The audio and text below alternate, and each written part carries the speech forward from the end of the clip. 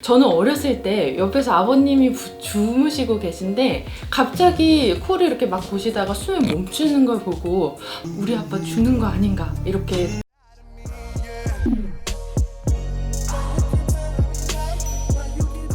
여러분 안녕! 잘 지내셨나요? 지난 추석 잘 보내셨나요?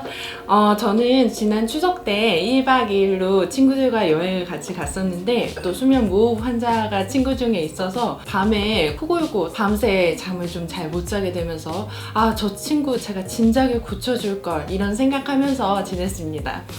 우리가 친구들이랑 여행을 가거나 또 오랜만에 가족들이랑 같이 모여서 잘 때 가장 신경 쓰이는 거 바로 코골이죠. 그런데 이 코골이 정말 고쳐야 되는 병일까요? 우리가 술이 진딱 마셨을 때나 아니면 너무 피곤해서 나도 모르게 잠들었을 때 나는 잠깐의 코골이는 생리적 코골이라고 하고 그것은 치료의 대상이 아닙니다. 그런데 치료의 대상이 되어야 되는 병적인 코골이는 수면 중에 자는 동안 절반 이상이 계속 코골이를 하고 있거나 자고 일어나도 개운치 않고 코골이와 수면 무호흡으로 인한 여러 가지 합병증 때문에 삶의 질이 저하되는 경우에 우리가 이것을 치료해야 되는데요. 치료의 대상이 되는 병적인 코골이는 술을 마시지 않아도 내가 피곤하지 않아도 매일 잘 때 50% 이상 계속 코를 골면서 자고 일어나도 시원치 않고 코골이 합병증으로 인해 삶의 질이 떨어지는 경우입니다.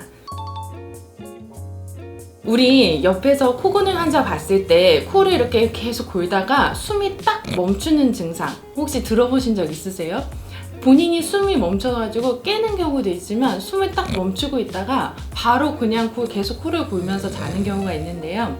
그것이 바로 수면 무호흡이라고 불리는 병입니다. 저는 어렸을 때 옆에서 아버님이 주무시고 계신데 갑자기 코를 이렇게 막 고시다가 숨을 멈추는 걸 보고 우리 아빠 죽는 거 아닌가 이렇게 상당히 무서웠던 경험이 있는데요. 수면 무호흡은 말할 필요 없이 반드시 고쳐야 하는 질병입니다. 수면 무호흡으로 인해 수면 중에 나타나는 저산소증은 여러 가지 다양한 심혈관계 합병증을 발생시킵니다. 이것을 좀 딱딱하지 않게 쉽게 이야기하면 우리가 자고 있는 동안에 계속해서 뇌는 산소를 필요로 하게 되죠. 당연한 이야기입니다. 자면서 뇌에 산소가 들어가서 우리가 피로가 풀리고 여러 가지 이런 회복 과정들이 일어나야 되는데 자다가 숨을 멈추게 되면 우리의 뇌는 산소 포화도를 유지하기 위해서 심장이 엄청나게 빨리 뛰게 되고 마치 100m 달리기를 하는 듯한 증상이 자는 동안 일어나게 됩니다. 이런 사람 자고 일어나면 어떨까요? 엄청나게 피곤할 뿐만 아니라 심장에도 무리가 가겠죠.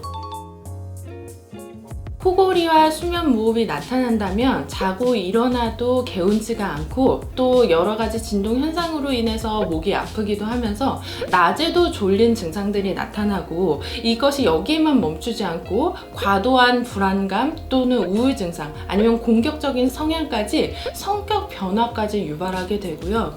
남자분들 같은 경우에는 성충동 저하라든지 발기부전과 같은 성기능 악화까지 연결되는 경우가 있습니다.